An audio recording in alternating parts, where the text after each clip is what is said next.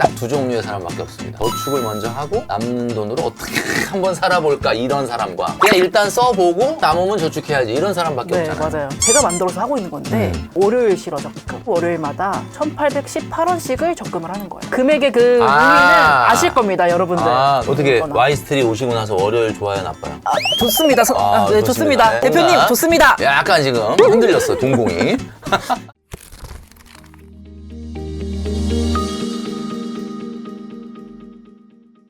안녕하세요. 짠테크 전도사이자 절약의 달인인 곽 작가입니다. 오늘은 절약의 선두주자 머니 트레이너 김경필 선생님을 모셨습니다. 여러분 반갑습니다. 와이스트릿은 뭐 제가 자주 나오는 채널이기도 하고 또 곽 작가님 오늘 뵙게 돼서 다른 분위기에서 뵙게 돼서 너무 반갑습니다. 거두절미하고 여쭤볼게요. 한 달에 얼마 쓰시나요? 사실 제가 회사를 하고 있다 보니까 뭐 이런 기본적인 경비는 이제 법인카드를 쓰는데 제가 딱 따져보진 않았어요. 옛날에는 개인으로만 쓸 때는 정확하게 예산이 있었습니다. 75만 원. 네, 근데 최근에는 그거보다는 좀 더 쓰는 것 같은데 그거보다는 한 2배 정도 쓰는 것 같아요. 이것저것 다 해갖고 회사에서 쓰는 거나 회사 경비까지 다 포함해서요? 회사에 뭐 인건 이런 거 말고 그냥 내가 개인적으로 밥 사 먹고 뭐 필요하다 네. 하고 한 그거 2배 정도 쓰는 것 같습니다. 근데 이제 많은 분들이 그러니까 이런 거 있잖아요. 바쁘잖아요. 진짜 돈 쓸 시간이 없어요. 그거 공감하시죠, 네. 작가님도? 그러니까 여러분 바쁘셔야 됩니다. 바쁘다 보면은 돈 쓸 시간이 없다. 그러면 지금 영상을 보고 계신 2030 시대가 어떤 절약을 먼저 시작해야 된다고 보세요? 이제 절약이라고 하면은 사실 거부감 갖고 있는 분들이 많아요. 뭐 그거 얼마 안 되는 돈 그걸 아껴서 뭐해? 뭐 이렇게 얘기하시는데 사실은 제가 이 절제와 절약을 얘기하는 이유는 돈을 안 쓰자라는 건 아니에요. 안 쓰자라는 게 아니라 잘 쓰자. 근데 왜 잘 쓰자고 하면서 자꾸 아끼려고 하느냐? 아끼다 보면 잘 쓰게 돼요. 그러니까 아끼면은 뭘 하나 쓰더라도 생각을 하고 써요. 이제 최근에 우리나라가 2000년대 들어와서 이제 인터넷, 스마트폰 이런 거 발달하면서 최근에 결제가 너무 쉬워졌죠. 맞아요. 진짜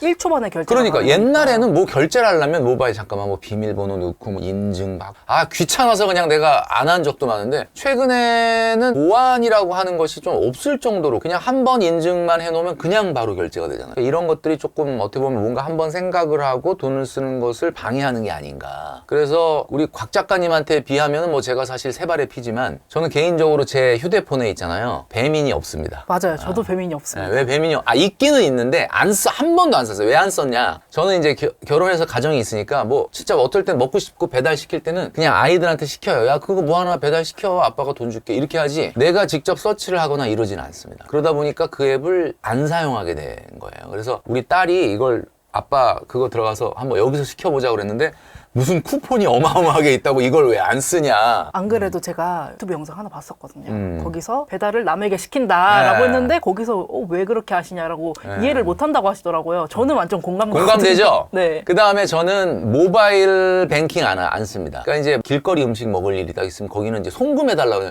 저 송금 못 하는데 그냥 현금을 드릴게요. 이렇게 하거나 왜냐하면은 저는 모든 송금을 노트북에서 합니다.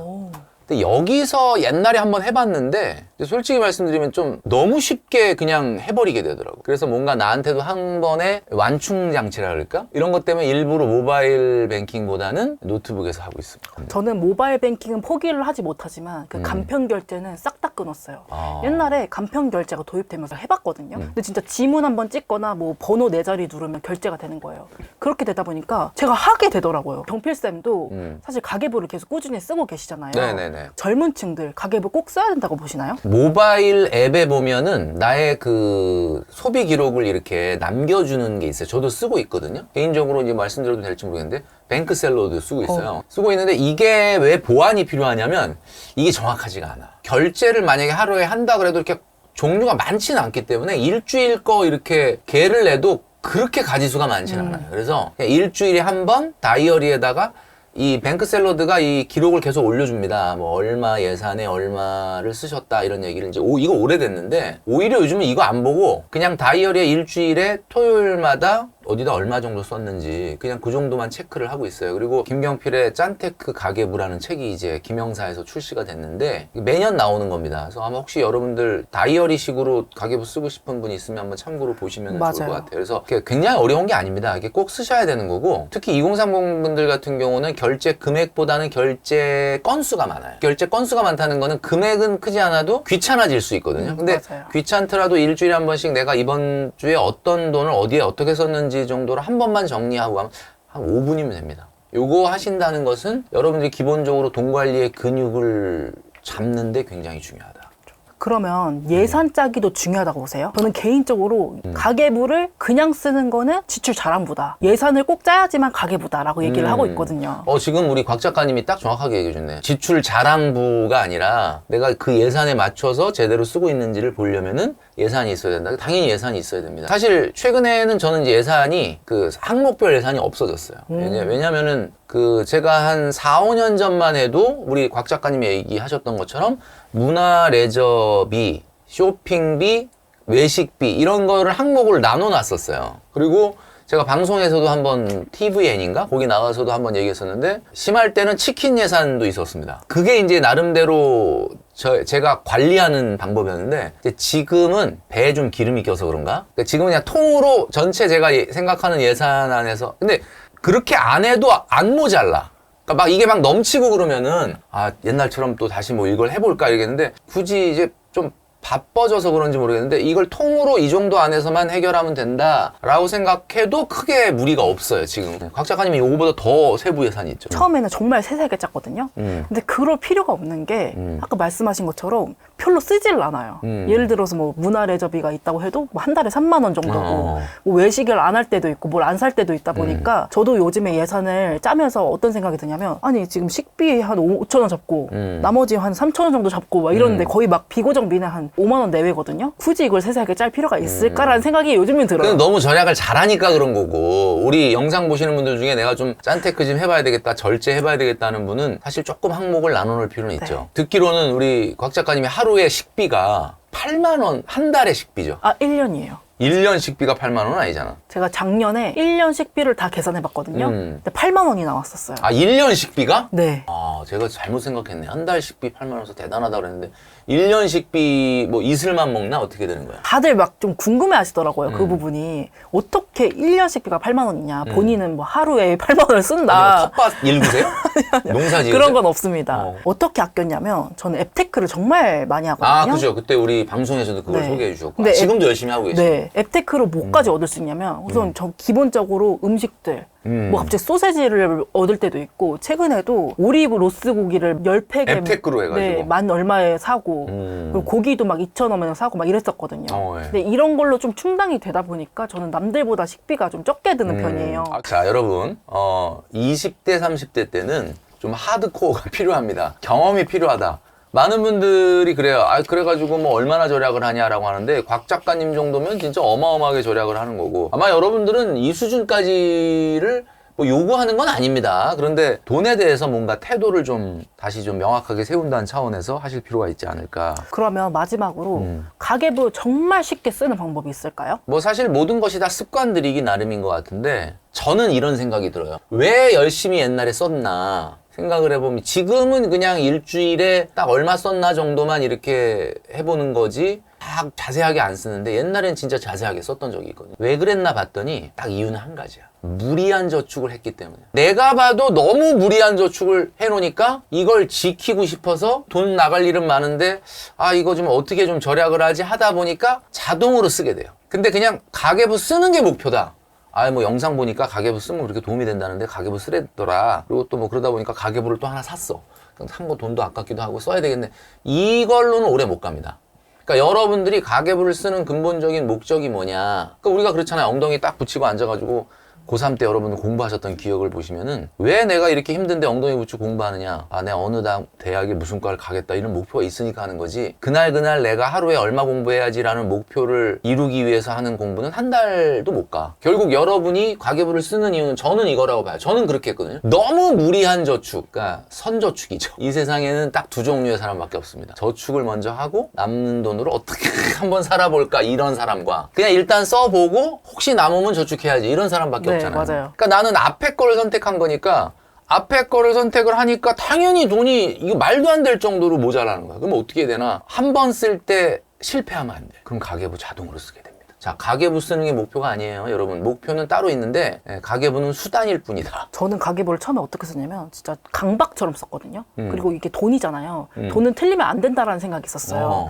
무슨 세무사가 뭐 기장하는 것처럼 처음엔 그렇게 썼다가 3개월을 못 가겠더라고요. 그 뒤로 어떻게 했냐면 이제 메모하듯이 써보자. 예를 들어 오늘 뭐 지출이 하나 있었다. 뭐 커피를 하나 사 먹었다 하면요. 뭐 몇 월 며칠 스타벅스 아메리카노 4,700원 이렇게만 적어 놓는 거예요. 지금 뭐라 그랬어요? 스타벅스요? 아, 물론 이거 예시입니다. 그런 일이 있습니까? 네, 내가 봤을 때는 곽 작가님이 스타벅스 가서 커피를 마시면 사람들이 다 오늘 무슨 일이냐, 내일 세상이 멸망하냐, 약간 이런 생각을 하지 않을까? 아, 그렇죠. 저는 스타벅스 모든 커피 다 앱테크로 받은 기프티콘이나 중고 기프티콘으로 열심히 써먹습니다. 혹시 그 스타벅스에 요즘 최근에 나온 새로운 그 음료가 있거든요. 저 이름 까먹었네. 저희 딸이 맛있다 그래갖고 먹었는데 뭐 이렇게 위에 솔솔솔 뿌려져 있는 그 계피가루 비슷한 뭔가가 뿌려져 있는 그 음료가 있는데 그거 못 드셔보셨죠? 그거 사진으로만 봤어요. 그 사진으로만 아메리카노 같은 건데 그 위에 폼 있고. 맞아요. 뭐 이렇게 거품이 이렇게 있고 이름을 모르겠는데 하여튼 그걸 한번 먹었는데 너무 맛있더라고. 근데 그건 이제 사진으로만 봤다. 사진으로만 먹었다. 아, 그렇죠. 지금 그런 얘기네요. 길 갈 때 약간 치킨 냄새 맡는 것처럼 저 솔직히 맞아. 가끔 피자 치킨 냄새 맡으면서 아, 오늘 먹었다. 먹은 셈 치자 이렇게 야, 했거든요. 진짜 나는 곽 작가님을 보면 내가 이런 말을 한번 한 적이 있거든요. 이건 진짜 거짓말이 아니라 제가 사실 회사 다닐 때 미국 출장을 한 두세 번 갔다 왔어요. 그 이제 그때 투어는 하도 뭐 대리도 안 될 때 갔다 온 거라. 그래 미국 갔다 왔다고 미국 갔다 온 거잖아, 어쨌든. 출장에 뭐 투어를 막 하진 않았지만. 근데 유럽은 한 번도 못 갔거든. 제가 이제 50대 중반 넘었는데도 유럽을 못 갔다 왔는데, 뭐 사실 가고 싶은 마음도 없고, 갈 시간도 없지만, 뭐 이렇게 가고 싶지도 않아요. 근데 요즘 이렇게 사람들 카톡을 보다 보면은 가장 많은 게 에펠타워야. 너무 많이 봐가지고, 저는 사실 유럽 여행보다는 걸어서 세계 속으로, 톡파원 25시 이런 거 잘 보는데, 보다 보면 어느 순간 너무 많이 봐서, 내가 갔다 온 거 같아요. 그렇죠. 갔다 온 느낌이에요. 내 눈으로 확인해야 되나? 막 이런 느낌이 드는데 와, 근데 이거는 뭐 그럴 수 있다고 봐요. 여행은 어마어마한 돈이 드는 거니까. 근데 우리 곽 작가님은 치킨의 냄새를 맡고 먹은 거나 다름없다. 야, 이거는 정말 신의 경지다. 어차피 아는 맛이니까.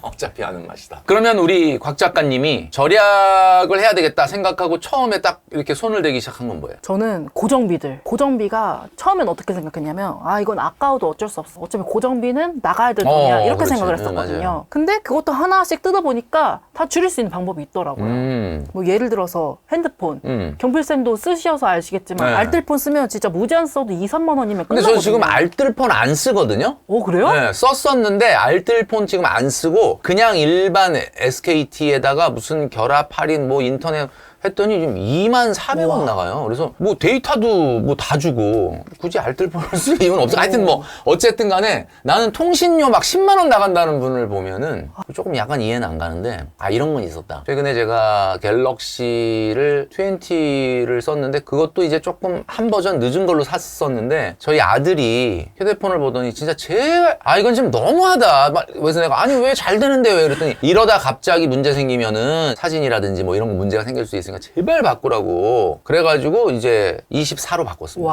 와. 이게 몇 년 만에 바꾼 거야? 그러니까 하여튼 24로 바꿨는데 이게 왜 아들이 이렇게 나한테 바꾸라고 했냐? 자기가 아이폰으로 가려고. 자기 거 사라. 그러니까 거의 이제 새 거예요. 그래서 뭐 그럼 원래는 얼마인데 뭐 100만 원이 넘는데 나한테 막 뭐 50만 원에 주겠다 그래가지고 50만 원에 샀습니다. 그래서 저도 상당히 최신본을 쓰고 있습니다. 지금 어쨌든 이건 일시금 나가는 셈이 되는 거죠. 저는 사실 혹시 아들이 사주셨냐 이렇게 여쭤보려고 했는데 사는 게 아니라 자기가 이제 아이폰으로 가려니까 이 폰을 나한테 팔아야 되겠으니까 나한테 자꾸 궁시렁궁시렁 되는데 내가 보기에도 그래 뭐 너무 좀 그렇다 그래서 이제 바꿨죠. 그러니까 통신료가 인터뷰 하다 보면은 10만 원 넘는 분들이 되게 많아요. 그리고 그걸 너무 이건 뭐 어쩔 수 없는 거 아니야 약간 이런 식으로 받아들이는 분 많은데 이게 티끌도 아니야. 이거는 한 달에 2, 3만 원 나갈 수 있는 걸 10몇만 원씩 쓰신다 그러면 이거는 1년에 120만 원이고 맞아요. 그죠? 이거 120만 원이면 우리 곽 작가님이 10년 식비예요. 우리 곽 작가님이 그러면은 여기 우리 Y스트릿에 일단은 근로소득자로서도 왔고 그 다음에 작가로서도 활동하는 거죠. 네, 맞아요. 아, 축하드립니다. 이게 진짜 근로소득자에서 근로소득세에서 이제 종합소득세로 바뀌었네요. 아, 네, 맞아요. 사실 그때 그 하이엔드 소금쟁이에서도 경필쌤이 저한테 이런 얘기 해주셨어요. 이미 넌 절약 너무 잘하고 있다. 이걸로 더 나아가야 된다. 그래야지 이제 소득을 높일 수 있다. 맞아요. 라고 얘기했거든요. 근데 제가 그때 그 전에는 어떻게 생각했냐면, 아니, 내가 뭐라고, 내가 그런 걸 잘할 수 있을까라고 생각을 했는데, 그때 그 길을 열어주셨어요. 맞아요. 그러니까 사실은 그런 생각이 들어요. 이게 이 세상은 누군가의 필요를 해결해 주면은 돈이 생기잖아요. 근데 사실 곽 작가님의 이런 스토리라든지 서사라든지 그 오랜 기간 경험으로 쌓아온 지식이나 노하우 이런 것들은 정말 많은 사람들한테 도움을 줄 수 있는 거거든요. 그러니까 이런 것들을 물론 직장에서 뭐 일을 열심히 하고 계셨지만은 이런 일을 통해서 훨씬 더 세상에 많은 사람들에게 도움을 줄 수 있다. 그래서 제가 그때 그래서 절약과 절제가 저렇게 장착이 돼 있다는 거는 하루아침에 무너지지 않으니까 일단은 이제는 절약과 절제도 좋지만은 본인의 소득을 높일 수 있는 길을 가라. 뭐 유튜브도 하고 작가로서도 또 한번 도전해봐라. 이런 얘기를 네. 했었던 것 같은데 그래서 아주 열심히 아주 하고 뭐 있습니다. 정말 제대로 잘 가고 있어서 너무 기분이 좋습니다. 그리고 저는 고정비 중에 보험비도 한 1년, 2년 전에 줄였었거든요. 네. 제가 부모님이 줄여서 얼마예요? 부모님이 들어준 게 거의 막 2, 30이 되는 거예요. 근데 제가 줄이고 나니까 실비랑 종합보험 다 해서 13만 원이에요. 근데 제 나이 땐 이것도 많거든요.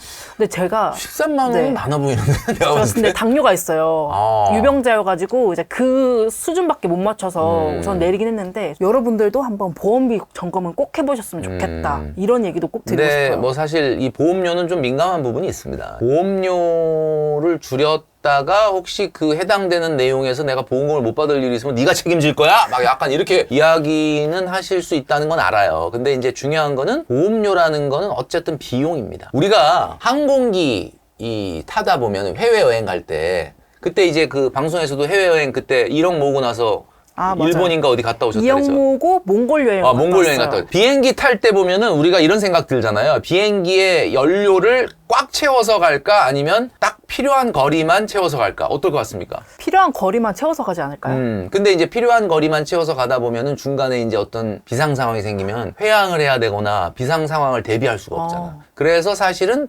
필요한 거리에 연료보다는 더 채우고 간다고 합니다. 근데 더 채우는데 무조건 만땅 넣으면 되는 거 아니야? 이렇게 얘기하는데 만땅 넣으면은 연료비가 많이 들어간대요. 무거워져서요? 무거워져서. 왜냐면 이게 그 항공유의 그 양이 어마어마하기 때문에 기체 무게를 엄청나게 좌우합니다. 그래서 한쪽을 무조건 절약을 하려고 조금 넣으면은 안전의 문제가 되고 너무 만땅으로 넣으면 비용의 문제가 되고 이게 보험의 문제랑 너무 비슷하다. 그래서 그걸 계산하는 사람이 있어요. 그래서 회항하는 거리와 근처의 공항과 날씨와 여러 가지 상황을 막 비춰 봤을 때 어느 정도의 연료를 넣어야 되는지를 딱 계산하는 사람이 있다. 그 얘기는 무슨 얘기냐면 우리가 보험을 가입할 때도 어떻게 보면 안전과 비용 사이에서의 균형감이 필요하다. 그런 얘기거든요. 그래서 제가 늘 말씀드리는 건 본인 소득에 맞춰줘야 된다. 소득의 3에서 5%를 넘어가면 안 됩니다. 과거 우리 곽 작가님이 이제 근로소득자였던 시절에 급여는 사회초년생이기 때문에 굉장히 낮았을 텐데 거기서 13만 원이라 그러면은 엄청나게 문제가 있는 보험료였던 거죠. 그러면 경필쌤이 경필쌤 나름대로 하는 짠테크도 있을까요? 그러니까 저는 짠테크라고 생각을 안 하는데 이제 최근에는 이제 뭐 강연이나 방송이나 또 뭐 이런 유튜브 또 찍는 이런 활동이 많으니까 아무래도 좀 옷이 많이 필요하긴 해요. 맨날 이렇게 영상을 찍는데 맨날 똑같은 옷 입으면 내가 봐도 아무리 뭐 캐릭터가 뭐 절제절약을 얘기한다 그래도 야, 저 인간은 참 뭐 이렇게 나이 먹어갖고 이렇게 저렇게 옷이 없나 뭐 이럴 것 같기도 하고. 그래서 이제 아내가 저를 손잡고 가가지고 옷을 사줬는데 내가 결제 포비아가 있다는 걸 그때 깨달았어요. 그러니까 충분히 이 정도 돈, 이 정도 계절에 맞게끔 뭔가 사는 거 그래 몇십만 원, 뭐 이렇게 필요하다. 근데 나는 이렇게 결제하는 거에 대해서 굉장히 좀 이렇게 두려움이 있다 그럴까? 그러니까 그걸 자꾸 망설이고 못하는 거야. 그러니까 집에서 손을 잡고 가가지고 이거 필요한 거야. 어차피 있어야 되는 거잖아. 그리고 내 카드 뺏어서 본인이 결제를 해주는 거지. 그러니까 결제 포비아가 있다라는 거를 내가 깨달은 거예요. 그리고 과거보다는 이제 돈을 많이 쓴다곤 하지만 주변에서 봤을 땐 여전히 돈을 잘 안 쓴다 라고 하는 이야기를 듣는 거 보면은 그냥 그 생활이 배인 것 같아 몸에. 유튜브나 방송에서 몇 번 얘기한 적이 있었는데 이제 차를 좀 타고 다녀요. 과거에는 지하철을 타고 다니거든요. 불과 요 한 1, 2년 전에 Y스트리트 나올 때도 지하철 타고 왔어요. 오. 그리고 이제 그 우리 이대호 기자님이 진행하는 KBS의 성공야간 갈 때도 지하철 타고 가고, 최근에 한 1년 전부터는 아예 그냥 차를 타고 다닙니다. 차가 뭐냐 이걸 많이 물어보시더라고요. 차가 제가 그 메르세데스 아반떼라고 아반떼를 타는데 차가 너무 좋아가지고 제가 한번 방송이나 유튜브에서 한번 얘기했다가 현대차에서 연락이 왔습니다. 네, 너무 감사하다. 왜냐면 이제 아반떼가 이렇게 좋은지 몰랐다고 제가 얘기했거든요. 진짜 너무 좋다. 근데 이제 주변에서는 그래요. 너무 캐릭터에 몰입한 나머지 너무 무리하신 거 아니냐. 일부러 좀 너무 낮춘 거 아니냐. 이런 얘기를 들었거든요. 진짜 그랬나 생각해보니까 약간 의식을 솔직히 고백하면 있습니다. 그냥 그랜저, 소나타 타도 뭐 그렇게 문제는 없는데, 논출남인데 캐릭터 머니 트레이너인데 하면서 한 단계 좀 낮춘 것 같다는 느낌이 드는데, 낮춰놓고 딱 탔는데 느낌이 어떠냐. 이거 진짜 거짓말 하나도 안 보태고 차가 구름이를 나는 거예요. 오, 그래요? 네, 내가 차의 시동을 자꾸 안 끄고 내려요. 왜 그런지 아세요? 엔진 소리가 안 나가지고 까먹고 자꾸 누르면 삐 소리가 왜 그러지? 엔진 시동을 안 껐네. 자꾸 이런 지금 딱 정확하게 이제 올해 11월 17일 날로 딱 2년이 됐는데 아주 만족합니다. 그래서 저는 가끔 그런 생각을 해요. 아반떼가 이렇게 좋으면 도대체 제네시스는 얼마나 좋을까? 뭐 약간 이런 생각도 하는데, 차라는 거를 또 함부로 이렇게 높이면 안 된다라는 생각을 갖고 있거든요. 그래서 그냥 저는 어느 분야의 나는 짠테크라고 생각 안 하는데 주변에서 봤을 때는 되게 절약하네. 약간 이런 게 좀 배어 있는 것 같아요. 저는 아까 옷 얘기할 때 좀 공감 갔던 게, 제가 이제 Y스트릿에 곽 작가로 출연을 하다 보니까 그러니까 옷이 필요할 제 것 옷이 계속 보이잖아요. 그럴 때마다 나 옷 사야 되나. 이걸 너무 아직까지도 고민을 하고 있어요. 그리고 제가 방송 나갈 때는 거의 이게 제 전투복이거든요. 근데 방송은 사실 여러 군데니까 상관이 없을 것 같은데 Y스트릿에 출연을 이제 고정으로 하는데 매번 이걸 입기에는 너무 어려울 것 같아서. 그건 안 되고, 옷이라는 게 막 비싼 옷만 아니면, 명품 이런 것만 아니면 되는 거잖아요. 저도 이제 그런 말 많이 합니다. 우리나라는 4계절이 있는 나라예요. 그러니까 4계절이니까 어떻게 계절마다 옷이 좀 필요할 때가 있잖아. 그때 한번 생각을 해봐라. 그럼 작년 겨울에는 안 입었냐. 그러니까 자꾸 신상을 사려고 그러지 말고 경년제로 사는 걸 기본으로 해라. 그러니까 작년에 어떻게 우리 영상 보시는 분들 패딩이나 코트 샀어요? 작년에 샀으면 올해는 그냥 넘어가고, 작년에 안 샀다 그러면 올해도 넘어가고, 넘어간 김에 옷장 문 열고 우리가 가장 많이 하는 얘기가 뭡니까? 입을 옷 없다. 입을 옷이 없다. 그게 왜 입을 옷이 없냐면, 누구나 사람은 입는 옷만 입어요. 그러니까 거의 두세 개 갖고 돌려 입는 거야. 그러니까 자꾸 입는 옷이 없다 그러니까 여러분 도전을 해보십시오. 입을 옷이 없는 게 아니라 여러분들의 코디 능력이 없는 거예요. 한 3년 4년 전에는 입었는데 지금 유행 지났다 생각하고 안 입었던 옷을 꺼내보면은 그게 지금 4년 사이클로 지금하고 딱 맞거든요. 패션은 4년 사이클이에요. 그래서 4년 전에 입던 옷을 꺼내면 지금의 유행하고 딱 맞아요. 옷을 사지 말라는 건 아닌데 계절마다 신상 옷 사는 건 안 된다. 그리고 이제 곽 작가님이, 제가 얘기 듣기는 곽 작가님만의 재밌는 적금이 있다라고 하던데 뭔가요? 그거? 제가 20대 초반부터 제가 만들어서 하고 있는 건데 동기부여 적금입니다. 동기부여 네. 적금. 뭐 예를 들면 제가 방송에서도 여러 번 말씀을 드렸는데 월요일 실어 적금. 월요일 실어. 매주 월요일마다 1,818원씩을 적금을 하는 거예요. 1,800원이요? 1,818원. 근데 이거 금액의 그 의미는 아실 겁니다, 여러분들. 월요일이 너무 싫으니까 그날은 그냥 열받으니까. 근데 그걸로 제가 유퀴즈에서도 얘기를 드렸는데 조세현님이 왜 월요일이 싫냐, 월요일이 좋아질 순 없는 거냐면서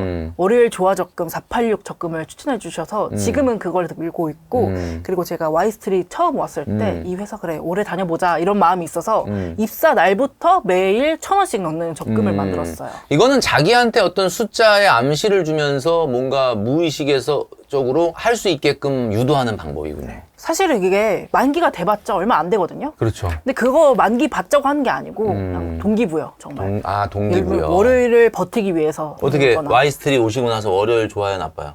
좋습니다. 네, 좋습니다. 네, 좀 뭔가 대표님 좋습니다. 약간 지금 흔들렸어, 동공이. 얼마 전에 또 모 일본 분이 썼던 책이 있잖아요. 맞아요. 네, 그 책이 있는데 그 책에 우리 곽 작가님이 또 추천사 써주시고 저도 추천사를 써줬는데, 그 책에 이런 글이 있더라고요.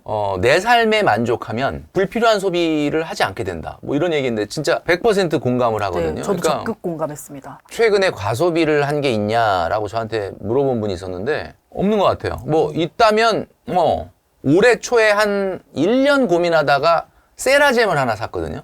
이제 너무 막 스케줄이 많고 피곤한데 집에 가면 어떻게 좀 이게 안 풀리는데, 그거 어디 가서 이렇게 있다가 와, 와, 너무 진짜 좋더라고. 비싸요. 그래서 이게 진짜 1년을 고민한 게 1년을 고민하다 보니까 가격이 계속 올라. 그러니까 막 초조해지더라고. 그래서 그래, 나를 위해서 한번 투자를 하자. 그러고 샀어요. 지금 한 4월에 샀으니까 지금 한 6개월, 7개월 됐는데 최근에 거기에 옷 같은 거 막 쌓아놓고 지금 뭐 후회까지는 아닌데 좋긴 좋습니다. 좋긴 좋은데 그걸 피고 꼽고 눕고 막 이거가 처음에는 열심히 했는데 좀 안 하고 있어요. 그래서 요번 계기로 좀 다시 열심히 해야 되겠다라는 생각을 하는데 과소비가 있었을 때를 잘 생각해보면 상처받은 마음의 증거다. 제가 그걸 과소비라고 말하고 싶진 않지만 그때 제가 뭔가 스트레스가 있었던 거야. 그냥 넘어갈 수도 있는데 뭐 그냥 스트레칭하고 운동하면 되지. 그 누워가지고 왜 그래? 이랬는 넘어갔을 수도 있는데 너무 오랫동안 갖고 싶어. 이게 참 이뻐요, 또 인테리어. 그니까요. 저희 근데 엄마가 엄청 사고 싶어 하세요. 혹시 그 세라젬 필요 없으시면 저한테 좀 싸게 좀. 싸게. 세라젬 사실 용의가 있어요? 저희 엄마가 너무 원하세요. 뭐 한번 생각을 해볼 필요 있는데, 그러니까 안 쓰는 건 아니에요. 안 쓰는 건 아닌데 옛날에 샀을 때만큼 열심히 안 쓰고 지금은 이제 막 옷 같은 거 올려놓고 이제 막 뭐 이렇게 출근 준비할 때 막 이런 것들 잔뜩 쌓아놔가지고 내가 치우고 가야 되는데 어떤 날은 집에 가면 그냥 그대로 그 위에 올려져 있고 그렇긴 한데 저는 사려고 고민하시는 분들한테 말씀드리지만 충분히 그 체험할 수 있는 곳 카페가 여러 군데가 있어요. 거기 가서 사용을 하시고 내가 소장을 하잖아요. 좋긴 좋은데 생각보다는 제가 과거 이런 말 한 적 있었는데 혹시 멜론 앱 뭐 이렇게 음악 스트리밍 서비스 이런 거 전혀 안 써요. 안 하죠. 네. 음악 별로 안 좋아하시나 보네. 그냥 유튜브로 뭐 들으면 되는 거 아닌가. 저는 음악을 굉장히 좋아해요. 그리고 이제 요즘은 이제 운전하다 보니까 차에서 보내는 시간이 또 꽤 있고 그러니까 음악을 어느 날 이렇게 듣는데 내가 예전에 20대 때 들었던 팝 음악인데 나오는데 너무 소름이 돋을 정도로 좋은 거야. 와, 근데 그게 라디오니까 그냥 싹 지나가잖아. 그래서 와, 이 노래가 이렇게 좋았었지. 그때 막 생각도 나고 그래서 내가 20대 때 들었던 그 아련한 추억의 이 좋은 팝 음악들을 언제든지 내가 꺼내서 들을 수 있다면 얼마나 좋을까 생각하고 앱을 깔았습니다. 뭐 얼마 안 하더라고요. 뭐 얼마밖에 안 하는. 근데 그 내가 좋아하는 플레이리스트에 좋아하는 음악을 쫙 깔아놓고 어디 다닐 때마다 그 노래를 들었더니 노래가 안 좋아. 지겹죠 이제. 아니 놀랍게도 그렇게 라디오에서 우연히 나왔을 때 막 소름이 돋을 정도로 좋았는데 자꾸 들으니까 이게 왜 그런가 생각했더니 아무 때나 들을 수 있어가지고 그래서 내가 바로 돈이 아까워서 끄는 게 아니라 그냥 끊고 라디오를 그 프로그램으로 계속 고정을 해놓으면 어쩌다가 그 노래를 듣게 되는 거예요. 그러면 너무 좋은 거죠. 우리가 느끼는 이 행복이라고 하는 것은 사실은 고통에서 나오는 거예요. 여러분들 주말이 행복한 이유가 뭔지 아십니까? 아까 월요일 얘기도 했지만 월화수목금이 있었기 때문에 주말이 행복한 거다. 저는 그런 말씀 좀 드리고 싶습니다. 그러면 경필쌤도 왕년에 엄청 아꼈었던 시절이 있을 거잖아요. 그렇죠. 나 이렇게까지 아껴봤다 했던 것들이 있을까요? 가장 기억에 남는 거. 친구를 만나거나 밥을 먹으러 갔을 때 늘 돈 내는 거 누가 내게 될까 이거 고민하느라고 만남에 집중을 못했던 기억이 있어요. 지금 생각해보면 좀 쪼잔해. 왜 그랬을까? 근데 그럴 수밖에 없는 게 뭐 20대 때 돈도 많지 않고 그러니까 누굴 만나면 뭐 계속 생각을 하는 거야. 이거를 나중에 분위기가 어떻게 올라가서 누가 내게 돼. 왜냐면 옛날엔 이제 너무 뭐라 하지 마십시오. 더치페이라는 문화가 없었어요. 없었구나.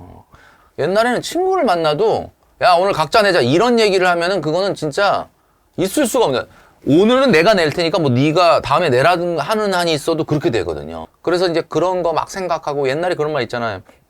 지금 MZ분들은 모르겠지만 뭐 신발끈을 뭐 묶는다는 둥 일부러 좌석에 들어가면 안쪽에 앉아가지고 나갈 때 이렇게 자연스럽게 늦게 나가겠는데 내가 내야 되는데 진짜 왜 그래 뭐 이러면서 이런 연기들 하고 저 솔직히 그런 경험이 좀 있기는 있습니다.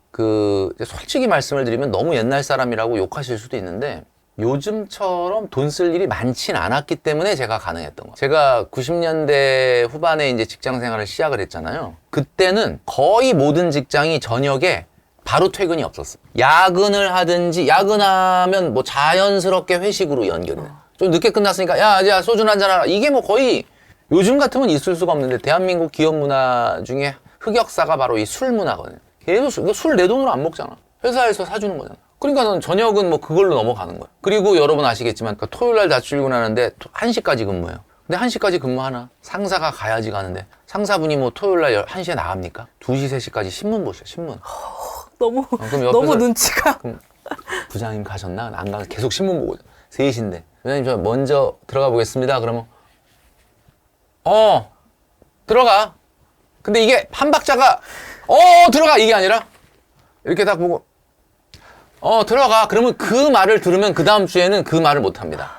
이러던 시대이기 때문에 일요일 날은 피곤해서 그냥 하루 종일 자죠. 그러니까 어찌 보면은 절약이라고 하는 것에 특화되어 있는 시기였다. 그러니까 마음만 먹으면 돈을 사실 진짜 안 쓰고 버틸 수가 있는 시기기는 했어요. 저는 또 너무 감사한 게 집은 가난했지만 그래도 집이 서울이었기 때문에 엄마가 해주는 밥 먹으면서 회사 다니기 시작했었거든요. 그러니까 이제 뭐 저는 저축을 너무 무리한 저축을 했기 때문에 그 얼마 안 되는 돈 가지고 절약이라고 하는 걸 할 수가 있었죠. 그러니까. 저는 어디까지 해봤냐면 제가 첫 자취를 했을 때 전자레인지가 없는 거예요. 이거 근데 필요하잖아요. 근데 뭘 데워 먹어야 되니까. 그래서 당근마켓에서 진짜 며칠 내내 보면서 한 10,000원, 20,000원 정도면 내가 10,000원, 20,000원짜리가 있어요? 네. 당근마켓 중고니까 내가 그 정도 이상으로는 절대 안 산다면서 30초 돌아가다가 끝나는 거 아니야? 그래서 엄청 찾아봤거든요. 근데 한 15,000원이 뜬 거예요. 그렇잖아요. 당장 사겠다고 1초 만에 답변을 했는데 그 뒤로 한 7명이 그 메시지를 보낸 거죠. 박 작가님 같은 사람들이 많네. 그래서 당장 가겠습니다 했는데 제가 그때 공교롭게도 배터리가 16%였습니다. 우선은 가는 거는 어떻게든 열심히 갔는데 만나니까 이제 끊긴 거예요. 배터리가 없어요. 그래서 어떻게 왔었냐면요. 그때 거의 1시간 거리를 그 버스 정류장에 보면 노선이 있잖아요. 네. 우리 집 노선은 기억을 했거든요. 네. 그거를 보면서 더듬더듬하면서 온 적이 있었어요. 돌아올 때 네. 거의 그 무슨 드라마에 나올 법한 얘기네요. 사실 그 전자레인지 엄청 무겁잖아요. 혹시 차가 어디 쓰세요? 이렇게 물으면 저 걸어왔습니다. 걸어갈 겁니다 하니까 네 하면서 주시더라고요. 그러니까 이상한 사람이네. 그래서 좋겠네. 그러면 경필쌤은 절약도 저는 정말 중요하다고 생각하는데 재테크는 언제 시작해야 된다고 보세요? 재테크는 뭐 내가 절약하고 저축하고 하는 게 이제 재테크의 시작이죠. 시작인데 늘 말씀드리지만 우리가 사회초년생이라 그러면 5천, 7천, 1억 이렇게 모을 때까지는 사실은 좀 단순하고 좀 무식하게 돈을 모으는 게 필요한 거고 어느 정도 시드가 생기고 나면은 이제는 뭔가 우리가 위험 자산에도 조금 관심을 가질 필요는 있겠죠. 최근 같은 경우는 또 주식시장이 좋으니까 이 위험 자산에 몰입을 했다가는 뺏기는 시간과 에너지에 비해서 그렇게 큰 성과가 안 나타난다. 지금 나스닥 같은 경우에 지난 3년간 116% 정도 올랐습니다. 그리고 코스피는 올해는 뭐 국장인 미주양보다 훨씬 좋으니까 삼성전자나 SK하이닉스를 기준으로 했을 때도 거의 뭐 10개월 만에 거의 100%, SK하이닉스는 200% 이상 올랐잖아요. 그러니까 이 수익률에 우리 젊은이들이 마치 불빛을 보고 달려드는 불나방처럼 달려드는데 제가 분명 말씀드리지만은 50만 원, 60만 원, 70만 원 정도를 저축하는 수준에서는 S&P 500이나 나스닥의 지난 3년간 투자한 금액이나 청년 도약 계좌에 투자한 금액이나 비교해보면 차이는 100만 원도 안 됩니다. 그러니까 많은 분들이 그래요. 아니 투자를 안 하고 어떻게 돈을 불리냐. 그냥 청년 도약 계좌 하잖아요. 그 청년 도약 계좌 하면 그 사이 3년 동안 그렇게 판타스틱한 수익이 난 거랑 비교해도 별 차이가 안 나요. 최대 9% 이상을 그러니까 제가 봤을 때는 직장인이라면은 투자 효과가 실질적으로 나타나는 손익분기점은 월 100이라고 봅니다. 100만 원 이상을 지금 매달 꾸준히 저축을 하고 있다가 그러면은 조금은 뭐 새벽 3시에 일어나서 주식 볼 필요는 없겠지만 그래도 조금 신경은 써야 됩니다. 위험 자산을 어느 정도는 전략적 자산 배분으로 가져가는 게 필요하다. 그러나 나 사회초년생이라 월세 내고 있고 전세자금 대출이잖아요. 도저히 지금 100만 원 이상은 물리적으로 저축을 못해요. 그러면 눈 딱 감고 그냥 ISA나 신탁저축이나 여러분 하고 싶은 뭐 공제외에 무슨 복리저축이나 청년 도약계좌 이런 거 하세요. 그러면 전혀 문제가 없다. 저는 이렇게 말씀드리고 싶죠. 그래서 최소 사회초년생이면 5, 6천, 6, 7천 1억으로 가는 베이스 캠프 정도는 달성을 한 다음에 투자에 관심을 가져라 이렇게 말씀드리고 싶습니다. 유튜브에서는 다들 막 1억을 모아야지만 이제 재테크 시작이다. 그렇죠. 1억이 있어야지 불릴 수 있다. 이런 얘기를 너무 많이 들었었거든요. 그래서 저도 당연히 1억 이상을 모아야지 이제 투자를 시작해야 된다라고 생각을 했었어요. 그리고 제가 1억을 달성을 하고 다 100% 예적금으로 모았었거든요. 그리고 나서 투자를 지금 정말 깔짝 시작했어요. 그리고 1년을 지켜봤는데 그때 느낀 게 있었어요. 그때가 한 1억 6, 7천을 모았을 때인데 어느 날 퇴근하다가 정말 문득 이런 생각이 드는 거예요. 내가 1억을 모았을 때, 아니 5천만 원 모았을 때 투자를 시작했더라면 내 자산은 지금 1억이 아니고 2억, 3억, 4억 그 이상 되어 있지 않을까? 그럼 투자 성과가 그때 되게 좋았나 보다. 맞아요. 이런 후회가 너무 되는 거예요. 근데 우리 곽 작가님이 사회초년생으로 돈을 모으면서 시작했는데 후회가 딱 됐다 그랬잖아요.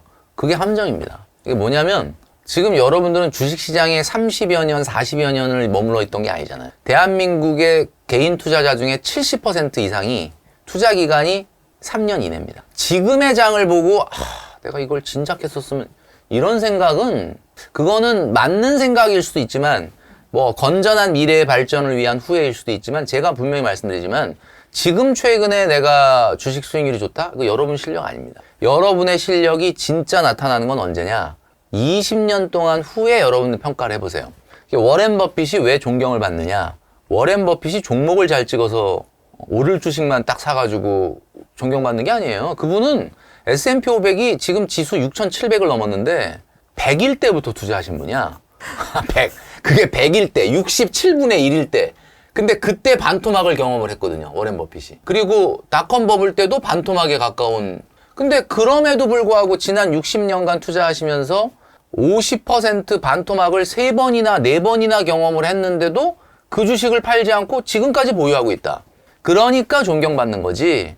그분이 무슨 뭐 종목을 탁 요 오를 주식을 찍는 그게 아니거든요. 그리고 이제 버크셔 해서웨이가 담고 있는 종목들을 보면은 좀 약간 의아한 것들이 많아요. 그래서 딱 보면 뭐야 이렇게 잘 나가는 M7 같은 거를 안 담고 왜 그러냐? 그분은 어차피 살 때 10년 이상 보유할 생각으로 사기 때문에 그렇거든요. 여러분 지금 여러분이 최근에 냈던 그 주식 수익률 뭐 대부분 지수나 ETF에 투자하셨잖아. 내가 이렇게 어깨에 힘이 들어가가지고 내가 좀 주식이 좀 맞는 것 같아. 이거 절대 이런 자기 과신을 가지시면 안 됩니다. 그리고 작가님이 얘기한 것처럼 내가 진작했으면 좋았을 거다라는 생각도 맞는 말은 아니에요. 그래서 투자 앞에서는 누구나 겸손해야 된다. 너무 성과가 좋아도 이건 내 실력이 아니다. 너무 만약에 안 좋더라도 이거는 오히려 어떻게 보면은 더 저가 매수의 기회로 삼아야 된다. 이런 좀 마음을 갖는 게 더 낫지 않을까라는 생각을 합니다. 그러면 이제 우리 곽 작가님이 이제 투자를 시작하시면서 곽 작가님보다 더 이제 막 시작하는 투자의 어떤 초보자들이 있을 텐데 추천해주고 싶은 투자 같은 게 있어요?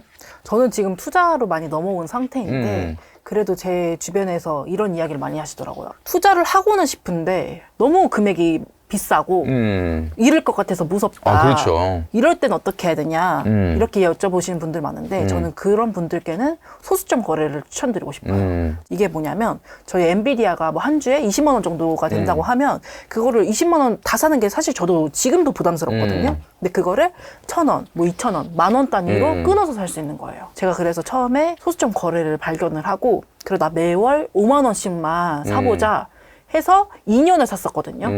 2년간 꾸준히 사보니까 그때 당시 제 수익률이 76%인가 엄청 높았었어요. 그러면서 그 후회를 한 거예요. 그렇지, 내가 그렇지. 돈을 그런 후회가 땅이 들겠지. 네. 그러면서 시작을 했는데 만약에 내가 시드도 좀 적은데 투자 경험도 해보고 싶다 하시면 저는 소수점 거래 너무 추천드리고 싶어요. 그러니까 우리가 보통 ISA 계좌를 만들고 거기다가 투자를 한다 생각할 때 어떻게 해야 되나? 그냥 IS 계좌를 먼저 만들어라. 그러니까 영원으로 두더라도 지금 약간 그런 맥락이에요. 그러니까 뭐 처음에 큰 금액을 안 하더라도 투자를 경험해보면 꼭 한 주씩 사야 되는 거 아니다. 0.5주, 2주 이렇게 사도 되니까 그렇게 하면서 해보라라고 하는 부분을 추천해 주신다고 말씀해 주신 것 같아요. 그리고 이거는 너무 여쭤보고 싶었는데 경필쌤이 그때 삼성그룹에 다니셨던 걸로 알고 있는데 그때부터 혹시 투자를 시작하셨나요? 그때부터 투자를 했죠. 근데 금액은 우리 말씀하신 것처럼 그렇게 큰 금액은 아니고 그 배포가 작아가지고 굉장히 극도로 안정지향형이다 보니까 저도 우리 곽 작가님처럼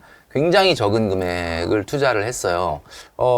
사실 삼성전자 같은 경우는 샀다 팔았다를 뭐 진짜 정말 수십 번 했던 것 같고, 액면 분할하고 나서도 정말 샀다 팔았다를 굉장히, 그러니까 이게 워렌 버핏이 왜 존경받는지를 알겠더라고요. 그러니까 굉장히 오랜 기간 동안 우리가 투자의 세계에서 10년의 관점을 갖는다는 게 진짜 대단한 거예요. 왜냐하면 한번 우리 영상 보시는 분들 생각을 해보세요. 내가 어딘가에 투자를 하는데 10년을 투자할 생각으로 투자할 수 있을 것 같습니까? 이게 왜 안 되냐면 내년에 이사 가야 돼. 결혼해야 돼. 차 바꿔야 돼. 집 사야 돼. 그럼 여러분들이 과연 10년의 관점으로 투자할 수 있는 돈이 뭐냐? 사실 별로 없거든요. 그러니까 저도 그랬어요. 저는 이제 집 사는 게 너무 중요한 목표였기 때문에. 그래서 맨날 샀다 팔았다 샀다 팔았다를 반복을 했고, 가장 최근에는 이제 삼전을 제가 유튜브에서도 한번 얘기했었는데 91,400원에 팔았거든요. 근데 최근에는 이제 삼성전자가 10만 전자로 올라왔고, 그러니까 이런 얘기가 옛 얘기가 됐는데 한동안은 제가 91,400원에 팔았다 그러면 아이씨 그거 내가 샀네 뭐 이러면서 막 욕을 하고 이랬거든요. 근데 이제 장기 투자로 가니까 결국 올라오지 않습니까? 저는 이제 7만 원인가? 그때 사서 91,400원에 판 거예요. 그리고 나서는 이제 삼성전자를 안 들어갔는데, 지금 그거보다 훨씬 더 올라와 있으니까 여러분들이 승리하신 거다. 결국은 장기 투자가 중요한 거죠. 처음으로 삼성전자 샀을 때 얼마인지 기억하세요? 삼성전자 처음 샀을 때 2만 얼마였던 것 같아요. 2만 얼마. 몇 년 전일까요? 그 정도면? 그게 90년대, 2000년대 초반인가? 그러니까 액면 분할하기 전에는 100만 원 넘은 적도 있거든요. 100만 원 넘은 적은 100만 원대 사서, 근데 이제 한 주가 100만 원이니까 그때는 뭐 황제주라고 그랬으니까 그때는 뭐 진짜 한 주가 100만 원이니까 거래량 자체가 사실 뭐 개인들은 그렇게 막 엄청나게 많이 거래할 수 있을 때는 아니었죠. 그럼 곽 작가님은 절약과 재테크 중에 요즘은 어떤 거에 더 집중을 하고 있습니까? 저는 거의 4, 5년은 100% 예적금으로만 굴렸었거든요. 근데 이제 그 이후로 2024년 1월부터 제가 후회를 많이 하고 투자로 넘어왔어요. 근데 그땐 너무 무서워서 그렇게 많이 못했고, 뭐 미니스타 깔짝하고 IS 만들어보고 막 이렇게 하다가 지금은 청년도약계좌 70만 원 제외하고 다 투자로 하고 있습니다. 제가 어떤 것들을 하고 있냐면 ISA 만기 2천만 원 꼭꼭 채우고 있고, 그리고 IRP 연금저축펀드, 그리고 코인도 30만 원씩 야, 꾸준히 그러면 하고 이게 있고요. 벌써 저축 금액이 70만 원에다가 네. ISA 한도 금액을 꽉 채우면 한 달에 160, 한 5만 원 정도 되잖아요. 네. 그러면 벌써 200만 원이 훌쩍 넘어가고, 여기서 이제 벌써 이제 소득이 나오기 그쵸, 나옵니다. 시작하네요. 저축으로만 해서 거의 250, 300 가까운 돈을 쓰고 있습니다. 대단합니다. 그리고 이제 소장 펀드, 이건 아마 많이 모르실 텐데 소득공제형 장기 펀드가 있습니다. 네. 그거랑 이제 미니스탁도 아직까지 하고 있어요. 그 76%의 그 맛을 못 잊어서 안 팔고 그냥 사고 있어요. 그것도 한 50만 원 정도. 그렇게 해서 다 유지를 하고 있습니다. 사실은 이제는 조금 재테크 쪽으로 많이 관심을 갖고 가고 있다라는 얘기죠. 네. 그러나 절약이나 절제 이거는 없어지는 게 아니잖아요. 이거 그냥, 저는 그냥 똑같습니다. 몸에 배어 있는 거니까. 그래서 저는 이제 수익이 막 이직도 하고 뭐도 하다 보니까 수익이 이렇게 올라가거든요. 근데 제 지출은 그냥 항상 바닥으로 이렇게 똑같아요. 그럼 곽 작가님이 이제 투자를 해본 경험이 많지는 않지만 투자하면서 어떻게 보면 좀 실패했다, 망해봤다 뭐 그런 경험이 있습니까? 제가 처음으로 투자를 했던 적은 사실은 20살이었거든요. 그때는 이제 성인이 됐으니까 야, 그거 안 의외네. 해봤던 20살 것들을, 때 투자를 했다고요? 안 해봤던 걸 너무 해보고 싶은 거예요. 그래서 막 로또도 막 1,000원 막 사보고, 뭐 투자도 막 기웃기웃 거려보고 했는데, 그때 국내 주식을 했었어요. 10만 원 가지고. 그때만 해도 한 달 생활비가 10만 원이었거든요. 그러니까 저는 큰 돈이에요. 그렇죠. 그래서 10만 원이지만 뒤에 공을 하나 더 붙여가지고 100만 원인 것처럼 투자를 한번 해보자라고 했었는데, 근데 그때 제가 뭘 알겠어요. 주변에서 뭐가 뭐 괜찮다더라. 혹은 뭐 동전주 귀여우니까 뭐 사보세요 이런 게 많은 거예요. 근데 저는 그걸 샀어요 실제로. 그런 걸 샀는데 뭐 결과는 다 뻔하죠. 다 마이너스. 아, 그렇지. 네, 그때 한번 그 경험을 겪어보고 아, 투자는 이딴 식으로 하면 안 되겠다. 공부 무조건 해야겠다 하면서 공부를 진짜 열심히 했던 기억이 있습니다. 그래요. 하여튼 뭐 그런 거는 근데 그래도 큰 금액을 투자를 하진 않았으니까 어쨌든 좋은 경험이 되고 밑거름이 됐겠네.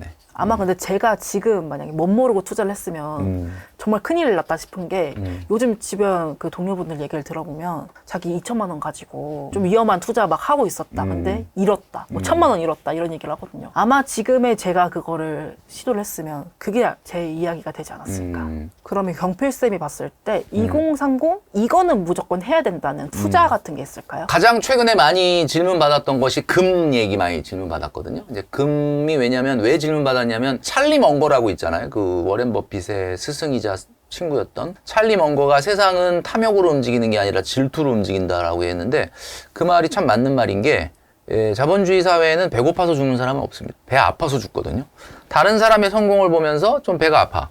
그러니까 최근에 금값이 엄청나게 올라가다 보니까 금으로 돈 번 사람들이 얼마나 좋을까를 생각하면서 내가 금을 못 산 거에 대한 아쉬움이 있었는데 금이 최근에 좀 조정이 있었어요. 네. 물론 뭐 지금 다시 또 온스당 4,000달러를 회복하긴 했는데 이러니까 이제 사람들이 지금이라도 금 사야 되는 거 아니냐 이런 이야기들을 많이 물어보게 된 거죠. 근데 중요한 거는 금이라고 하는 자산을 봤을 때 그냥 단순하게 보면 금도 금광에서 채굴을 하죠. 그러니까 늘어나죠, 금량도. 그러니까 금의 양이 빨리 늘어나겠냐, 아니면 돈의 양이 빨리 늘어나겠냐. 가만히 생각해 보면은 이건 뭐 상식적으로 알겠지만 돈의 양이 훨씬 빨리 늘어나요. 그러니까 장기적으로 무조건 금이 올라간다는 건 너무나 당연하다.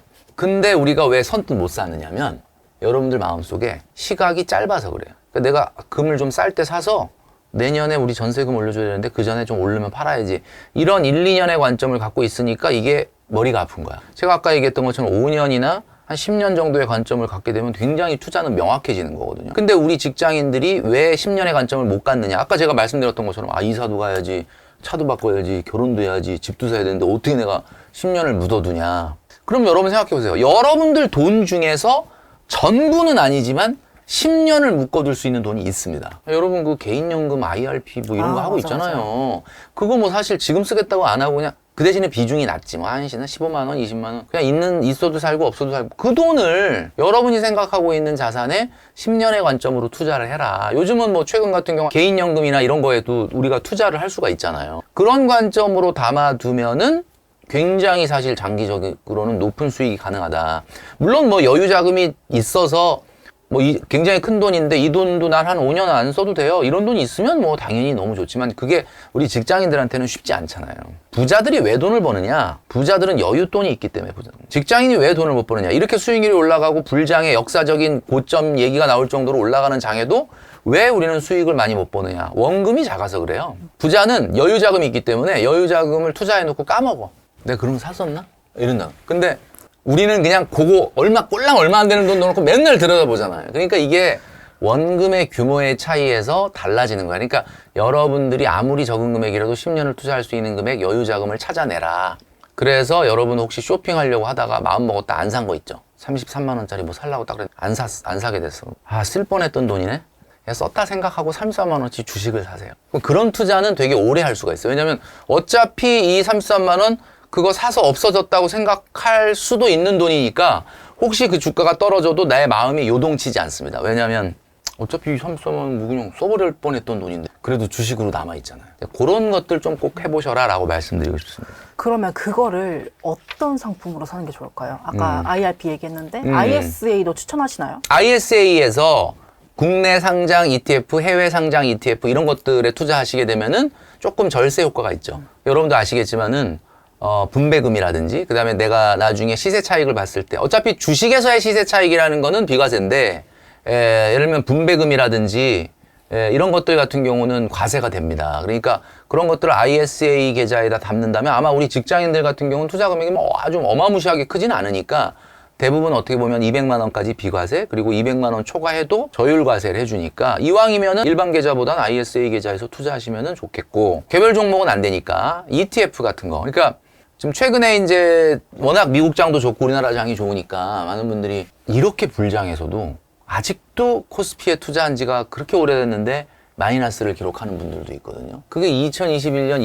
20년, 21년도에 그 네이버, 카카오 뭐 이런 거 사신 분들인데 그러니까 지수를 샀었으면 코덱스 200이나 뭐 코스피 200이나 이런 거 샀으면은 그런 일이 없었을 거잖아요. 그러니까 너무 종목 발굴하는데 신경 에너지 쓰지 마시고요. 그냥 ETF에 투자하시고 한번 하시면 한 3년 정도 하시고 그 다음에 적립식으로 꾸준히 하시고 조정이 오면 일시금으로 하시고 평상시엔 적립식으로 하다가 조정이 온다 그러면 일시금으로 하시면 좋아요. 근데 이제 이거 지금 뭐 어떤 분 그렇구나 이렇게 적어 놓잖아. 근데 막상 조정이 오면 못해요. 그나마 적립식으로 하던 것도 중단하는 분들이 많아요. 근데 그렇게 하시면 안 됩니다. 조정이라는 거는 저가 매수의 기회가 되니까 그렇게 하시는 게 좋겠다라는 말씀을 드렸습니다. 저는 개인적으로 추천드리고 싶은 거는 청년형 소득공제 장기펀드예요.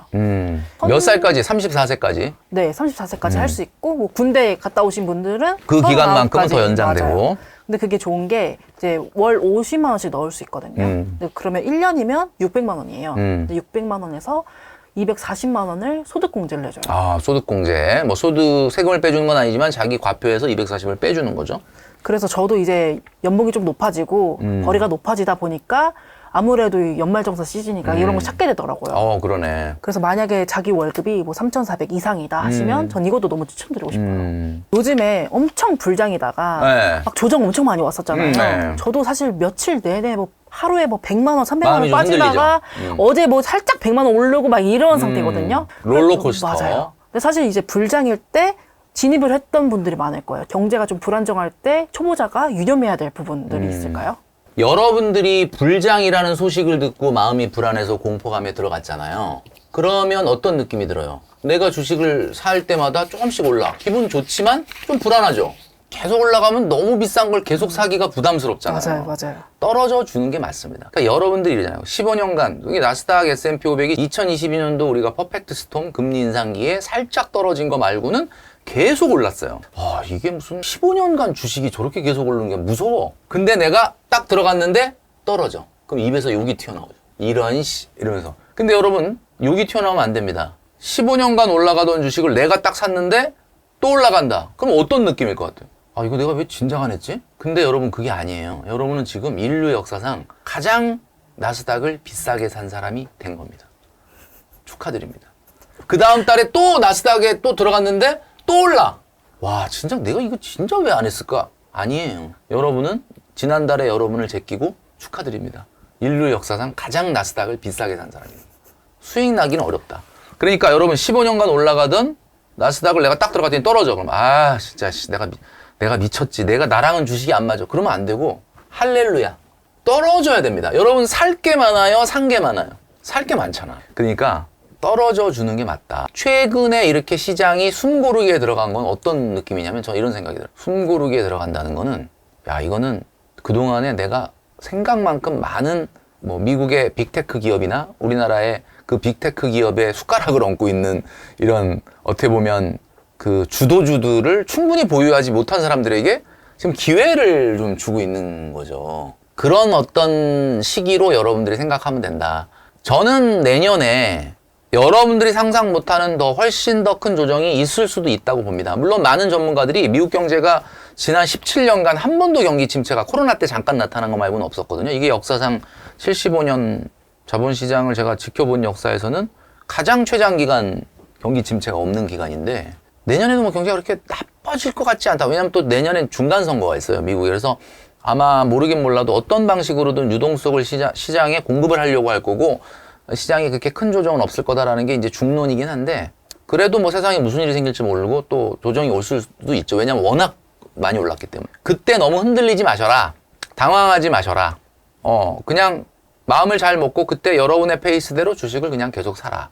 이렇게 말씀드리고 싶습니다. 저도 처음에는 오르면 좋다고 하고 내려가면 내가 왜 샀을까 이런 생각을 많이 했거든요. 근데 제가 이제 투자를 한 지가 1년 반 이상이 지났어요. 거의 2년 차인데 그러면서 투자금이 지금 거의 1억 넘는 상태거든요. 비교적 많은 편인데도 불구하고 똑같은 생각을 했어요. 계속 오르면 왜 계속 올라? 좀 떨어질 때도 되지. 그래야 좀 더 내가 더 싸게 많이 살 텐데. 사실 떨어졌을 때도 말로만 짜증나 나 오늘 하루 얼마 잃었어 이렇게 얘기하지만 전 너무 좋아요. 돈을 더 넣고 싶어요. 지금. 소질이 있네. 그 AI 버블 논란이라든지 너무 고점이다라고 하는 고점 논란은 사실 비싼 건 맞습니다. 비싼 건 사실인데 우리가 이제 주식을 볼 때 평가할 때 가장 중요한 게 과거에는 펀더멘탈이라 그래서 이 주식이 EPS라고 그러죠. 주당 순이익의 몇 배가 주가냐 이런 걸 옛날에는 좋은 주식이냐 나쁜 주식이냐 투자해야 되냐 말아야 되냐의 지표로 삼았는데 최근엔 그런 것들이 안 중요한 건 아닌데 옛날보다는 많이 좀 희석이 됐거든요.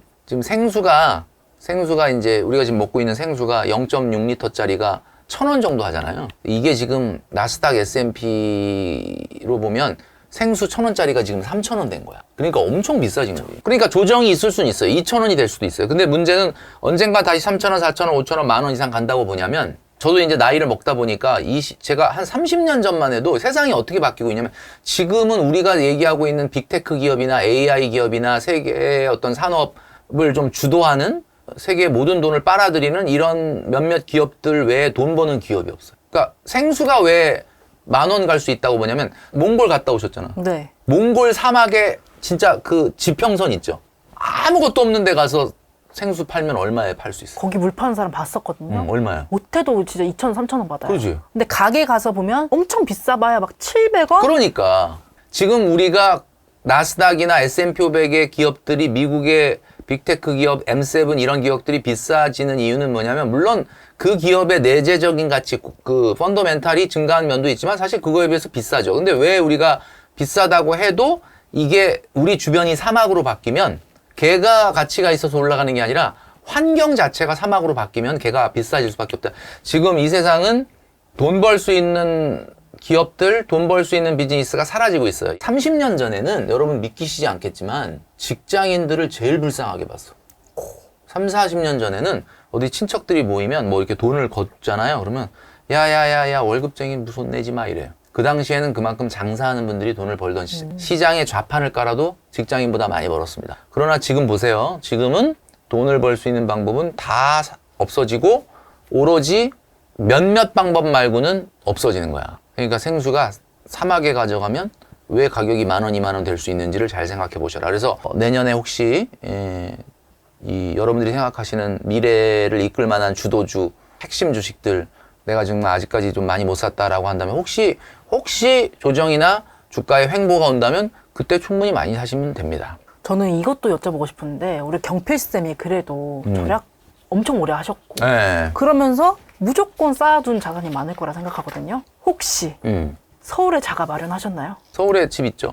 2005년 6월에 등기를 쳤고 지금 이제 보유가 올해 6월 달에 20년 됐죠. 20년 됐고 저는 그 집을 전세 주고 지금 다른 더 넓은 집으로 전세를 가서 살고 있고 그 집은 이제 재건축 추진 중입니다. 그래서 뭐 언젠간 뭐 금방은 안 되겠지만 한 7, 8년 안에는 다시 이제 좀 신축 집으로 들어갈 생각을 하고 있어요. 사실은 제가 이제 서울 아파트를 너무 매매하고 싶은 상황이거든요. 그래서 몇 달 내내 남자친구랑 조율도 해보고 그랬는데 하필이면 토호제가 터진 거예요. 토호제가 터지니까 전세 끼고 살 수도 없네 이제. 네, 아파트 가격이 너무 죽죽 오르는데 전 앞으로 어떻게 뭐 기다려야 될까요? 아니면 제 해뜰 날이 올까요? 그 시장이라는 게 정상적으로 작동을 할 때도 예측을 한다는 건 어려운데 지금 시장이 정상적으로 작동하지 않도록 그냥 파워 버튼을 꺼버렸어요. 그냥 껐어. 어떤 게임을 하는데 그냥 파워를 꺼버렸어. 그러니까 무슨 얘기냐면은 거래를 안정화시켜야 된다라고 하는 지상 최대의 목표 때문에 거래를 중단시킨 최초의 사태다. 그러니까 저는 이거를 이렇게 봅니다. 가장 강력하면서도 엄청난 조치인 건 맞는데 그 다음에 어떻게 하려고 그러나 약간 걱정은 되는 거죠. 그러니까 무슨 얘기냐면 최근에 그 버버리맨이 자꾸 등장을 해서 큰일입니다. 어떻게 하면 좋겠습니까? 버버리 판매 금지. 약간 요런 느낌이 드는 거야. 버버리를 입은 사람을 못 돌아다니게 해라. 모든 버버리를 입은 사람. 맞기는 맞죠. 그러면 해결은 되지. 근데 그게 근본적 해결은 아니잖아요. 그러니까 약간 이런 느낌이에요. 이런 생각을 제가 말씀드리고 싶은 게 제가 이제 올해 아파트 책이 나왔는데 거기도 이제 그런 말씀 드렸지만 집값을 예측한다는 게 왜 어렵냐면 내가 오늘 7억 주고 8억 주고 샀어. 나는 이자를 내니까 마음이 급해. 빨리 올라야 돼.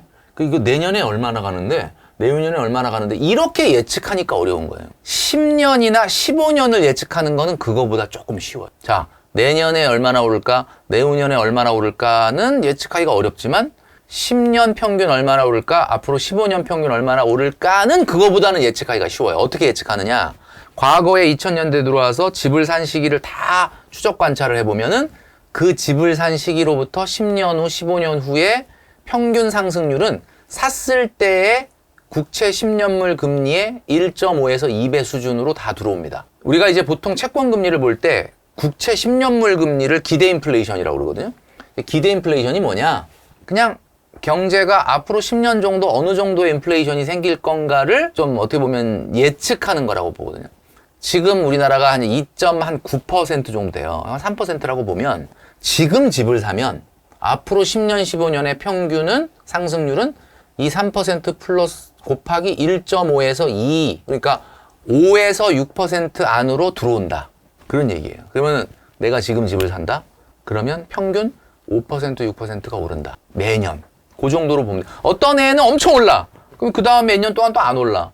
또 어떤 해는 또 올라. 이러는데 나중에 평균을 내면 거의 연간 평균 기대 인플레이션인 국채 10년물 금리의 한 2배 수준으로 수렴한다. 그러면 답은 딱 나오는 거야. 그러면 서울 아파트는 지금 사면 뭐 어디 우리가 얘기하는 뭐 한강벨트의 신축 아파트나 뭐 강남 서초의 특이한 어떤 사람들이 굉장히 기대하는 그런 아파트를 뺀 그냥 일반적인 아파트라면 그냥 뭐 한 5%, 6% 오르는 거예요. 지금 사면. 근데 2000년대 초반에는 국채금리가 7%, 8%였으니까 그땐 당연히 뭐 10%, 15% 올랐기를 기대했겠지. 실제 보면 10%, 15% 올랐어. 그때 산 사람들은.